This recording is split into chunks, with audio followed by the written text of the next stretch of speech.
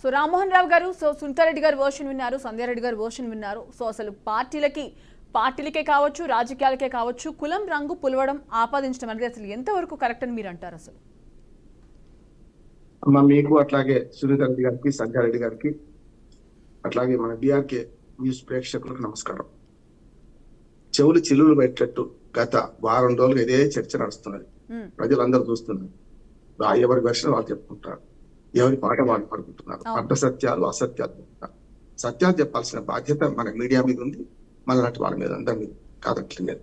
వాళ్ళందరూ అసత్యాలు చెప్పినట్లేదు. కానీ ఎవరి వెర్షన్, ఎవరి దృక్పథంతో బొమ్మ బోర్సు అంటాం కదా, డబ్బుకు మనకు కాయిన్కు ఎవరి వాళ్ళు చూపిస్తున్నారు. ఈ రెండు కలిపి చూడాల్సిన అవసరం ఉందంటున్నారు.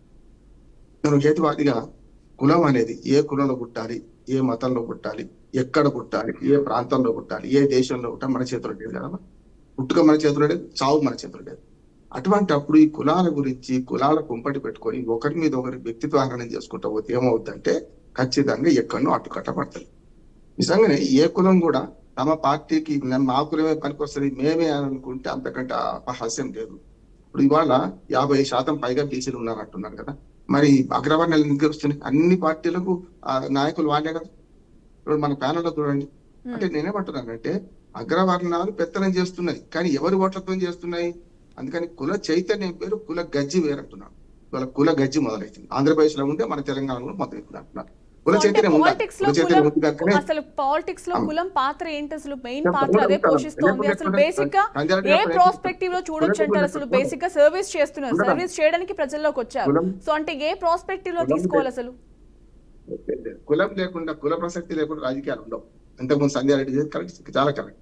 ఏమంటే కుల చైతన్యం ఉండాలి కాదంటలేదు నేను, కానీ కుల గజ్జి ఉండొద్దు కదా అంటున్నాను. ఒక మాట చెప్తున్నాను. ఇవాళ వ్యక్తిత్వ హననం చేసుకొని ఒకరి మీద ఒకరిని కులాలు మతాల గురించి ప్రధానమంత్రి స్థాయి మనిషిని, ప్రధానమంత్రి కాబోయే మనిషిని అవమానించుకుంటున్నాం కదా. అంటే త్వంసుట్ట అనుకుంటున్నాం కదా. నేనేమంటున్నాను, గతంలో ఇది జరిగితే సుప్రీంకోర్టు ఖచ్చితంగా మందలించింది. అడ్వకేట్ చెప్తున్నాను, మందలించింది కూడా. చౌకీదార్ చోర్ హై అన్నాడు. నేను ఎక్కడి నుంచి మొదలు పెడతా అంటే కాంగ్రెస్ పార్టీని అంటలేను, తర్వాత చెప్తాను. కాంగ్రెస్ వాళ్ళు ఏమన్నారు కూడా చెప్తాను. చౌకీదార్ చోర్ హై అంటే తప్పు అన్నది కదా. మోడీలందరూ ఇట్లా నేరస్తులు ఎందుకు అవుతారో అంటే కూడా కేసు అయింది కదా, ఇజ్జద్దా పడ్డది కదా. దానికి కూడా ఇంకా గమనించకుండా రాహుల్ గాంధీ గారు కొంత సమయం పట్టిస్తారు. ఈ మధ్య 2 దెబ్బలు పడ్డాయి కనుక, మొట్టికాయలు పడ్డాయి కనుక. కానీ అదే ప్రకారం బీజేపీ వాళ్ళు కూడా అటమించి మాట్లాడింది కదా గతంలో. మీరు చూడండి, హిమంత్ బిశ్వ శర్మ అస్సాం ముఖ్యమంత్రి రాజీవ్ గాంధీ పుట్టుక గురించి మాట్లాడిండు. ఇవాళ అట్లాగా ఆంధ్రప్రదేశ్ శాసనసభలో సాక్షిగా లోకేష్ పుట్టు గురించి జగన్మోహన్ రెడ్డి మాట్లాడిండు. ఇవన్నీ దుర్మార్గమైన విషయాలు, అంటే ప్రజలకు అవసరం లేని విషయాలు. అందుకని రేవంత్ రెడ్డి గారు ఒక మంచి మాట అన్నారు. మనం అరుస్తుంటే, మనం మాట్లాడుతుంటే ప్రజలు గమనిస్తున్నారు, ఇలా సత్యమైంది అసత్యమైంది తెలుసుకుంటున్నారు. ఈ భాష వాడొద్దని ఆయన చెప్పి ఈ భాష వాడడానికి అవసరమైంది నాకు ఆట అదే కదా అంటున్నాడు. అంటే ఆయన నీతి సూక్తులు చెప్తున్నారు, ఆయనే రెండో చెప్తున్నారు. ఇక్కడ చెప్తాను, ప్రధానమంత్రి కులం గురించి ఎందుకు వచ్చింది అంటే, ప్రధానమంత్రి కులం గురించి స్పష్టంగా బీజేపీ వాడు ఇప్పుడు చెప్తున్నారు, కానీ 4 రోజుల కింద చెప్పాల్సి ఉండే. కరెక్ట్, సునీతారెడ్డి గారికి నేను చూపిస్తున్నాను. ఏంటంటే మనకు ఆనాడు 94లోనే కాంగ్రెస్ గవర్నమెంట్ ఉన్నప్పుడే ఇది ఓబీసీ నుంచి బీసీకి వచ్చింది, ఎంబీసీ నుంచి ఓబీసీ నుంచి ఎంబీసీకి వచ్చింది. కానీ కుల ఏదైతే చేరుస్తారో అది రాష్ట్ర ప్రభుత్వం చేతిలో లేదు. రాష్ట్ర ప్రభుత్వం ప్రతిపాదన మాటలు చేయగలుగుతుంది. కేంద్రం ఎప్పుడు దాన్ని ఆమోదించింది? 2002లో ఆమోదించింది. అంటే రేవంత్ రెడ్డి గారు చెప్పింది సగం సత్యం, సగం అబద్ధం. సగం సత్యం ఏంది? అది 94లోనేమో సెంట్రల్ 99 అమ్మా. రైట్. అందులో ఏమంటారు అంటే, ఏదైనా సరే ఒక రాష్ట్ర ప్రభుత్వం చట్టం చేస్తే కేంద్ర ప్రభుత్వం దాన్ని ఆమోదిస్తేనే బీసీ కులం ఏ కులమైనా ఒక దానిలో చేరాలంటే కేంద్ర ప్రభుత్వం రాష్ట్రపతి ఆర్డర్ ద్వారా అవుతుంది. అది అయింది కదా.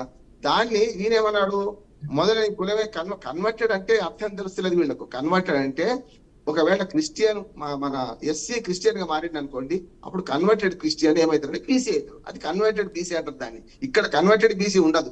ఒక కులాన్ని బీసీలో చేర్చొద్దు అనేది రాష్ట్ర ప్రభుత్వం సిఫారసు చేస్తే కేంద్ర ప్రభుత్వం ఆమోదించిన మాత్రం అవుతుంది. ఉదాహరణకు చిన్న ఉదాహరణ చెప్తాం. బుడుబుక్కల అనే కులం ఉంది మన తెలంగాణలో.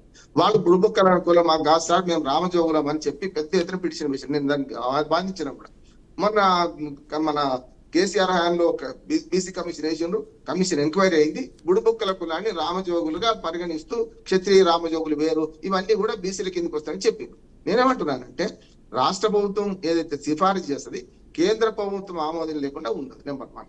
ఇక రెండో చెప్తున్నాను, ఇది అనగానే ఏమైతుంది, 1,000 అటు చూపెడితే 4,000 ఇటు చూపెడతాయి. ఇప్పుడు రాహుల్ గాంధీ మతం గురించి కులం గురించి వచ్చింది కదా, సమస్య లేదు. నేనేమంటున్నా, వాళ్ళ కులం గురించో వాళ్ళ మతం గురించో లేకుండా మోడీ గారి కులం గురించో మోడీ గారి మతం గురించి మాట్లాడడం అవివేకం అంటున్నాను. ఇవాళ తోడుకున్న అభివృద్ధి రాలేదు. మాకు ఒకసారి వెనకట మనకు వంశవృక్షం అనే సినిమా వచ్చిందమ్మా, అందులో చాలా ఛాందసుడు ఉంటాడు మన సోమయాజులు గారు, అనిల్ కుమార్ అని మనకు హిందీ యాక్టర్ ఉంటాడు.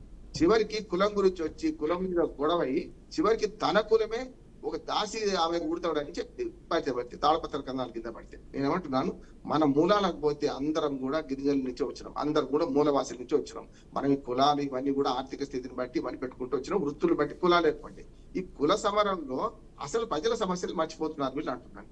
ఇవాళ అంటే సార్ ఇప్పుడు ప్రధానంగా రామ్మోహన్ గారు ఇప్పుడు ఎవరికి ఇంపార్టెన్స్ ఇస్తారంటే ఎక్కువ కులం ఉన్న వాళ్ళకి ఇంపార్టెన్స్ ఇస్తారా, ప్రాపర్ సర్వీస్ చేసుకునే వాళ్ళకి ఇంపార్టెన్స్ ఇస్తారా, అసలు ఎవరికి ఇంపార్టెన్స్ ఇస్తారు? ఎస్సీ ఎస్టీ బీసీ మైనార్టీలు గెలవాలి, గెలుస్తున్నామా?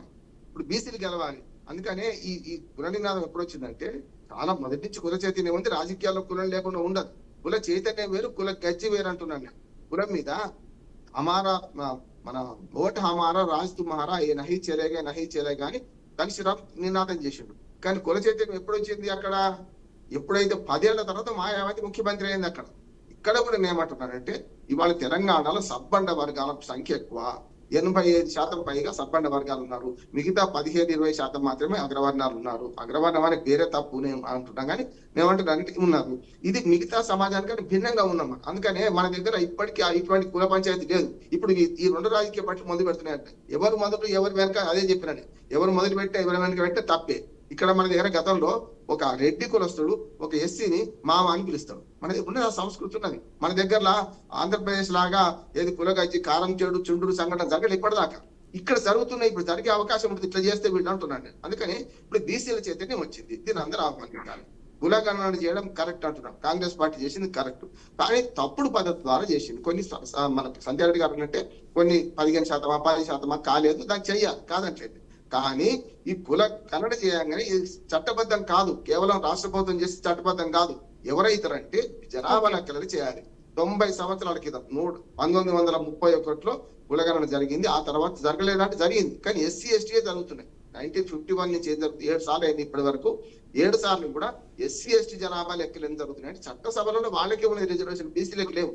కానీ స్థానిక ప్రభుత్వాలు బీసీలకు రిజర్వేషన్ వచ్చిన తర్వాత ఎన్టీ రామారావు గారు ఒక మంచి పని చేసిండు. ఏమన్నా కానీ 33% ఏమో లేడీస్ రిజర్వేషన్ రాజ్యాంగంలో వచ్చింది. కానీ ఎన్టీ రామారావు గారు ఏం చేసిందంటే 33% అంటే ఇది రాకముందే మన 73-74 రాజ్యాంగ సవరణ రాకముందే 34% లాటరీ ద్వారా బీసీలకు ఇక్కడ ఇచ్చిండు. ఏది మండల పరిషత్ 87 ఏర్పడ్డాక దాన్ని కుదించాల్సి వచ్చింది అనే దాన్ని కూడా వీళ్ళు అనవసరంగా తప్పుడు మాటలు మాట్లాడుతున్నారు. కుదించాల్సి వచ్చింది